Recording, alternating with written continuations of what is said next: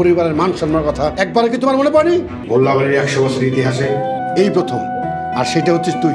কি আব্বা, ভার্সিটিতে পড়তে ঢাকা প্রথম আমি গেছি? থামো, নিজের সিদ্ধান্ত বিয়ে করেছো, এই প্রথম। 3 মাস আমি ঘর থেকে বের হতে পারিনি। কি করুম আব্বা, কইরা ফেলছি, মাফ করে দেন। করে ফেলেছি, কি সুন্দর কথা। পরিবারের কথা, পরিবারের মান সম্মানের কথা একবার কি তোমার মনে পড়েনি?